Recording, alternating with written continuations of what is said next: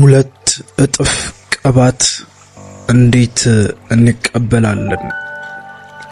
ሰላም የፍቅር ድምጽ የዩቲዩብ ቻናል ተከታታዮች፣ በዛሬው ቪዲዮአችን ከባለፈው ከፓስተር ቤኒሂን ሁለት እጥፍ ቅባት እንዴት እንቀበላለን ከሚለው የቀጠለ ሁለተኛውን ክፍል ይዘን መጥተናል።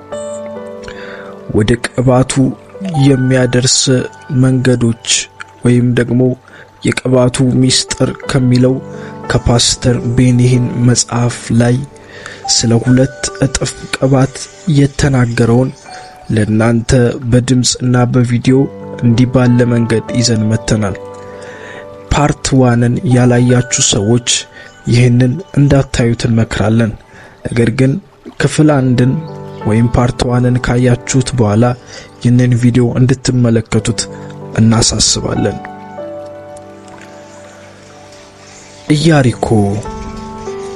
ኢያሪኮ የተግባር ቦታ ነው። ቀጣዩ ጉዞ የውጊያ ቦታ ወደ ነበረው ወደ ኢያሪኮ ነው።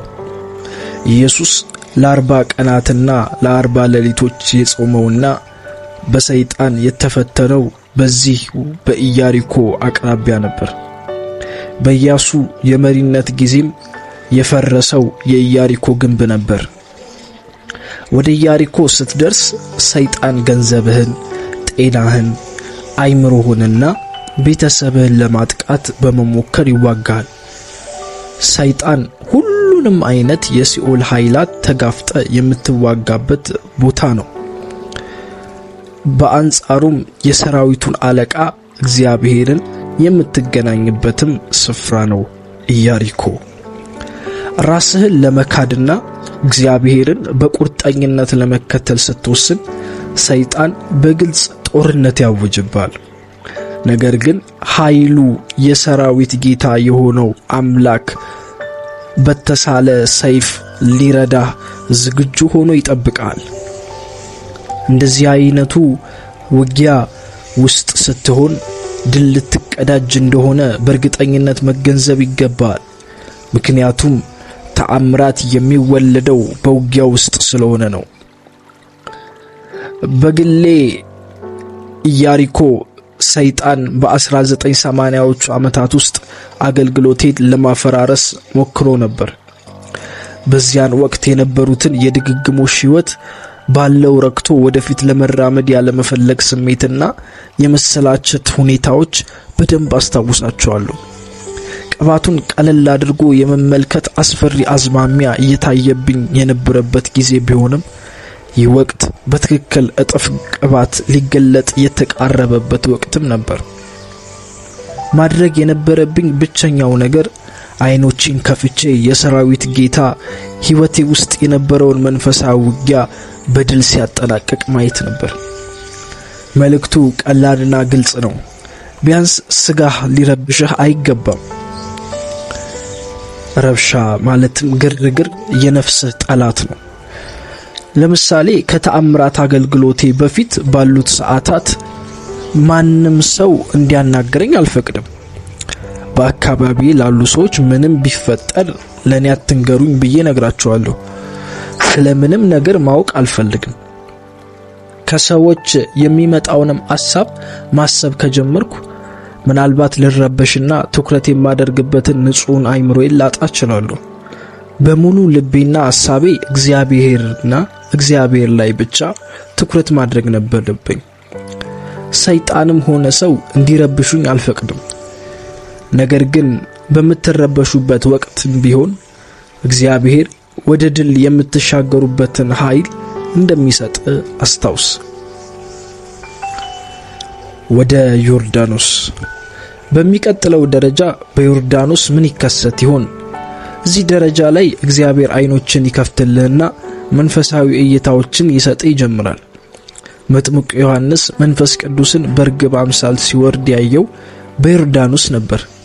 ኢየሱስ ራሱ አገልግሎት የጀመረው በዮርዳኖስ ነው። ዮርዳኖስ ከሚታየው አልፈ የማይታየውን ዓለም ማየት የሚጀምርበት ስፍራ ነው። ኤልሳም ሁለት እጥፍ የሆነውን ቅባት የተቀበለበት ቦታ ነው። ቀጥለን የምናየው ቃል እጅግ አስገራሚ ነው። ሁለተኛ ነገሥት ምዕራፍ 2 ቁጥር 8 እስከ 13 ላይ ኤልያስም መጎናጸፊያውን ወስዶ ጠቀለለው፣ ውሃውንም መታ፣ ወዲና ወዲያም ተከፈለ፣ ሁለቱም በደረቅ ተሻገሩ። ከተሻገሩም በኋላ ኤልያስ ኤልሳዕን ካንተ ሳልወሰድ አደርግልህ ዘንድ የምትሻውን ለምን አለው። ኤልሳዕም መንፈስህን በእኔ ላይ 2 እጥፍ ይሆን ዘንድ እለምንሃለሁ አለው። እርሱም አስቸጋሪ ነገር ለምንሃል፣ ነገር ግን ከአንተ ዘንድ በተወሰድኩ ጊዜ ብታየኝ ይሆንልሃል፣ አለዚያ ግን አይሆንልም አለ። ሲሄዱም እያዘገሙም ሲጫወቱ እነሆ የእሳት ሰረገላና የእሳት ፈረሶች በመካከላቸው ገብተው ከፈሏቸው። ኤልያስም በአውሎ ነፋስ ወደ ሰማይ ወጣ። ኤልሳዕም አይቶ አባቴ ሆይ የእስራኤል ሰረገላና ፈረሰኞች ብሎ ጮኸ። ከዚያም ወዲያ አላየውም። ልብሱንም ይዞ ከሁለት ተረተረው። ከኤልያስም የወደቀውን መጎናጸፊያ አነሳ፣ ተመልሶም በዮርዳኖስ ዳር ቆመ ይላል።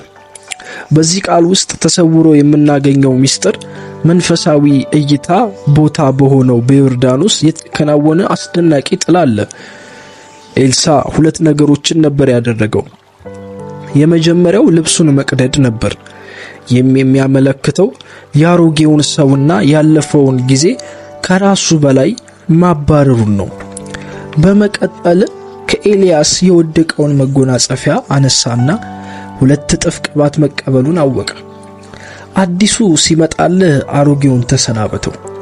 እግዚአብሔር አዲሱን ሥርዓት በሕይወት ይጀምር ዘንድ አሮጌውን አስወግደው።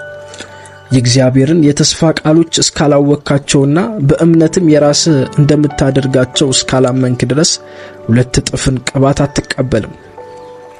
አብርሃም እግዚአብሔር ልጅ እንደሚሰጠው በገባለት ቃል መሰረት ማመን ነበረበት። በራሱ አቅምና ሥራ መተማመን የተስፋውን ልጅ አላስገኘለትም። በአንጻሩ ይስሐቅን ከማግኘቱ በፊት በእምነት ማየት አስፈልጎት ነበር። በእምነት አይኖች ማየት ስትጀምር የተስፋ ቃሎቹ በኃይል በመንገድ ላይ ይመጡልሃል። ሉቃስ 18 ከ35 እስከ 43 ላይ በርጤሜዎስ የተባለው አይነ ስውር ለማኝ በአይሁድ ባህል አይነ ስውራን የሚለብሱትን ልብስ ለብሶ በመንገድ ዳር ይለምን እንደነበረ ተጽፏል። በአይሁድ ባህል ማንኛውም እንዲህ አይነቱን ልብስ የለበሰ ሰው አይነ ስውር እንደሆነና እርዳታ የሚያስፈልገው አይነት ሰው እንደሆነ ልብሱ በልብሱ ብቻ ይታወቃል። ኢየሱስ በዚህ ሰው አጠገብ በሚያልፍበት ወቅት ጩኸቱን ሰምቶ ወደኔ አምጡት ብሎ ለደቀ መዛሙርቱ ነገራቸው። ይህንንም እንደሰማ በርጤሜዎስ ልብሱን ወዲያ ጥሎ በፍጥነት ወደ ጌታ ቀረበ። ፈውሱንም ከመቀበሉ በፊት ልብሱን ጥሎ መቅረቡ በጌታ ላይ የነበረውን ሙሉ መተማመን የሚያሳይ ነው። አዲሱን ለመቀበል አሮጌውን ጥሎ መጣ። ራሴን በእምነት እንደ እግዚአብሔር ልጅ እያየው በእግዚአብሔር ፊት በመቀርብበት ወቅት አንገቴን ደፍቼና አይኔን ሰብሬ ጌታ ሆይ በፊት መቅረብ የማይገባኝ ደካማ ሰው ነኝ እያልኩ እያጉረመረምኩ አይደለም። ወደ ቅድስተ ቅዱሳን የምገባው በፍጹም ነጻነትና ከኩነኔ ነጻ በሆነ መንፈስ ነው። ከዚህ ቀደም አስሮኝ የነበረው የጨለማ ኃይል በአሁኑ ወቅት መንፈሳዊ አይኖችን የመያዝ አቅም የለውም። አያለሁ። ቃሉን ሳነበው በእምነት ሆኜ ነው። በእግዚአብሔር ፊት የሚቀርበው በልጅነት መንፈስ ነው። እጥፍ ቅባቱን መገናኘት ያለብህ በዚህ መልክ ነው። በጌልጌላ ትርምስና ግራ መጋባት ውስጥ መቆየት የለብህም። ወደ ቤቴልም ደርሰ ለራስህ ለመሞትና ለእግዚአብሔር መኖር መወሰን ይገባል። ኢያሪኮ የሚዋጋን ማንኛውንም ሰይጣን የምትዋጋበት ቦታ ነው። ዮርዳኖስ እግዚአብሔር የገባልን ተስፋ ቃሎች የምታይበትና መቀበልም የምትጀምርበት ደረጃ ነው። ሰማይና ሲኦልን የምታንቀጠቅጥ በእግዚአብሔር መሳሪያ ትሆናለህ። አሜን። 2 እጥፍ ቅባት እንዴት እንቀበላለን የሚለው የፓስተር ቤኒሂን ሐሳብ እዚህ ላይ ጨርሰናል። ቪዲዮውን እንደወደዳችሁት እናምናለን። ይህንን ቪዲዮ ለብዙዎች ሼር አድርጉት፣ ቪዲዮ ላይክ አድርጉት፣ ኮሜንት አድርጉ። እንደጠፋን እናውቃለን። በቅርቡ ደግሞ በተለያዩ አዳዲስ ስራዎች ተመልሰን እንመጣለን። እናመሰግናለን። ተባረኩ። ሻሎም